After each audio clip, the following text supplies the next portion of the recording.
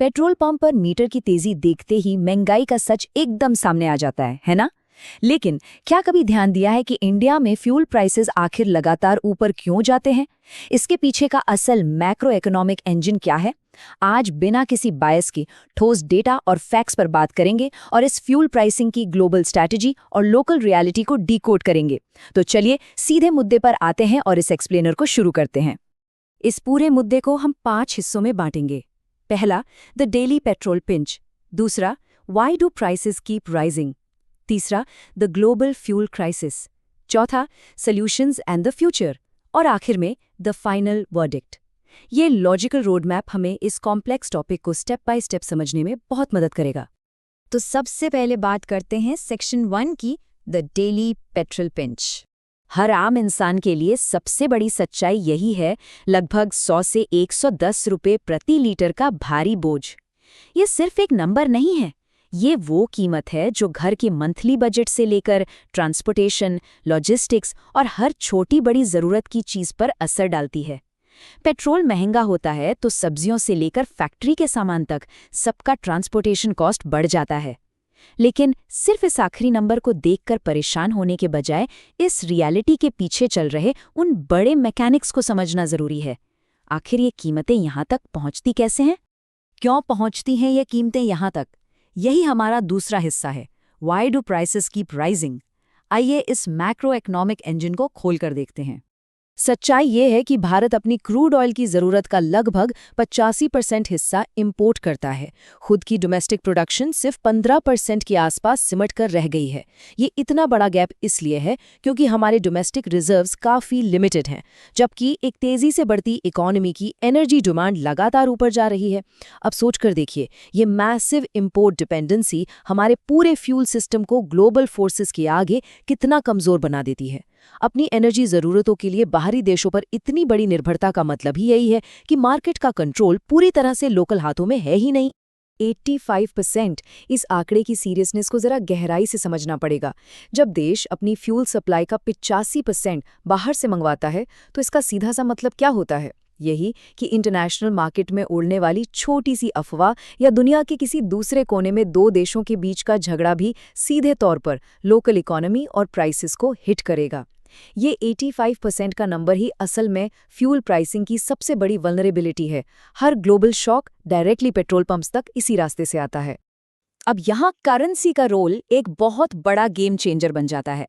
International market में सारा crude oil dollars में ट्रेड होता है।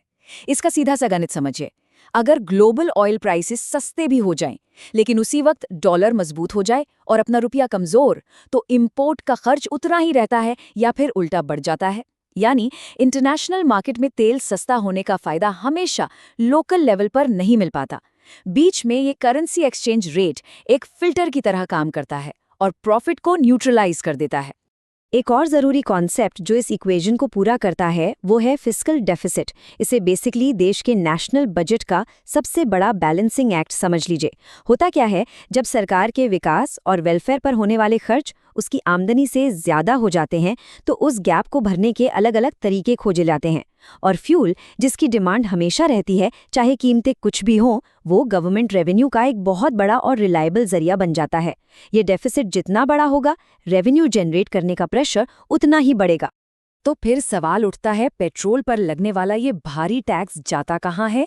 देखिए, ये पैसा हवा में गायब नहीं होता।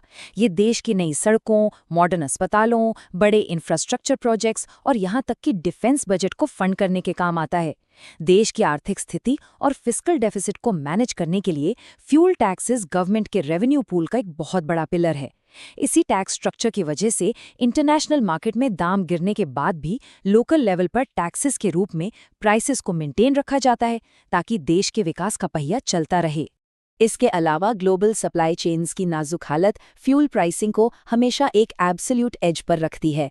चाहे रशिया यूक्रेन कॉन्फ्लिक्ट हो या मिडिल ईस्ट में अचानक बढ़ने वाली जियोपॉलिटिकल टेंशन्स, जब भी दुनिया के किसी भी हिस्से में सप्लाई चेन टूटती है या खतरे में पड़ती है तो पूरी दुनिया के मार्केट्स रिएक्ट करते हैं। सप्लाई कम होने के डर से ही क्रूड ऑयल की कीमतें पैनिक में आकर तेजी से ऊपर भागती हैं।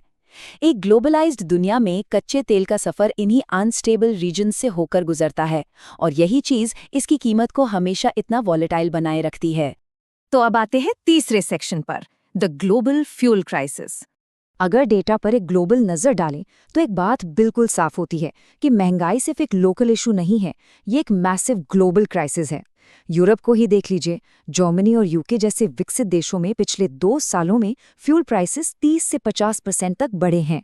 यूएसए में तो historically record high gas prices और इन्फ्लेशन देखा गया, जिसने वहां की इकोनॉमी को हिलाकर रख दिया। और पड़ोसी देशों की बात करें, जैसे श्रीलंका और पाकिस्तान, वहां तो हालत इतने खराब रहे कि प्राइसेस 200 से 300% तक जंप कर रहे और फ्यूल के लिए दंगे तक हो गए। ये फैक्ट्स दिखाते हैं कि ग्लोबल शॉक्स का असर किसी को नहीं बख्शता, चाहे देश कितना भी अमीर क्यों ना हो। तो एक तरफ ये ग्लोबल थ्रेट्स का पहाड़ है, geopolitical tensions, supply chain disruptions और बेहद महंगा क्रूड ऑयल। पर दूसरी तरफ है इन लगातार शॉक्स को रोकने की कोशिश और स्ट्रैटेजिक ऑयल रिजर्व्स का इस्तेमाल करना और डिप्लोमैटिकली रशिया से डिस्काउंटेड ऑयल लेना। ये ऐसे ठोस कदम हैं जिन्होंने एक बड़े इकोनॉमिक शॉक को एब्जॉर्ब किया और प्राइसेस को पूरी तरह आउट ऑफ कंट्रोल होने से बचाया। हालांकि वो 85% इंपोर्ट डिपेंडेंसी का आंकड़ा इतना बड़ा है कि इन तमाम डिप्लोमैटिक बचाव के बावजूद सिस्टम पर एक लगातार प्रेशर बना ही रहता है। अब भविष्य की तरफ देखते हुए आते हैं सेक्शन 4 पर, सॉल्यूशंस एंड द फ्यूचर। जब प्रॉब्लम इतनी ग्लोबल और मैसिव है तो इस 85% डिपेंडेंस से निकलने के लिए आखिर लॉन्ग टर्म कदम क्या है? आगे का रास्ता बेसिकली 2 मेजर ग्रीन इनिशिएटिव से होकर गुजरता है। पहला बड़ा कदम है इथेनॉल ब्लेंडिंग। यहाँ पेट्रोल में गन्ने या खेती के वेस्ट से बना इथेनॉल मिलाया जाता है। इससे न सिर्फ इंपोर्टेड ऑयल की जरूरत घटती है, बल्कि कार्बन एमिशन भी कम होता है। बिल्कुल एक विन विन सिचुएशन। और दूसरा सबसे बड़ा स्ट्रक्चरल शिफ्ट है इलेक्ट्रिक व्हीकल्स यानी ईवीज की तरफ। ये दोनों ही सॉल्यूशंस एक ऐसी लॉन्ग टर्म अप्रोच है जो आने वाले वक्त में फॉरेन ऑयल पर निर्भरता को घटाकर आखिरकार प्राइसेस को लोकल लेवल पर परमानेंटली कंट्रोल करने में मदद करेंगे। और इन टेक्निकल सॉल्यूशंस के साथ साथ एक बड़ा पॉलिसी और इकोनॉमिक डिबेट भी लगातार चल रहा है, टैक्स रैशनलाइजेशन का। क्या पेट्रोल को जीएसटी यानी गुड्स एंड सर्विसेज टैक्स के दायरे में लाया जाना चाहिए? अगर फ्यूल जीएसटी के अंदर आता है तो करंट मल्टीलेयर टैक्स स्ट्रक्चर बदल जाएगा और प्राइसेस में भारी गिरावट आ सकती है। इससे आम जनता को डायरेक्टली राहत मिलेगी। लेकिन इसका दूसरा पहलू ये है कि इससे स्टेट और सेंट्रल गवर्नमेंट्स दोनों को भारी रेवेन्यू लॉस उठाना पड़ेगा।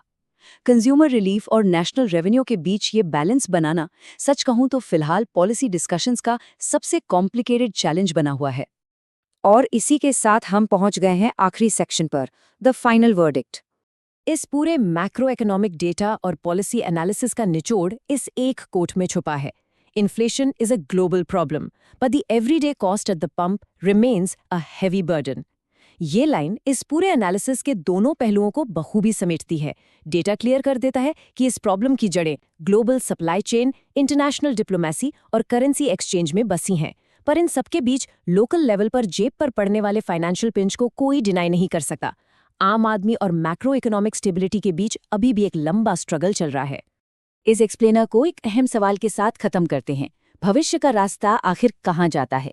क्या फ्यूल को जीएसटी के अंदर लाकर टैक्स को रैशनलाइज करना ही एकमात्र प्रैक्टिकल सॉल्यूशन है, या फिर पूरी तरह से इलेक्ट्रिक व्हीकल्स की तरफ शिफ्ट होना ही इस प्रॉब्लम का असल समाधान होगा?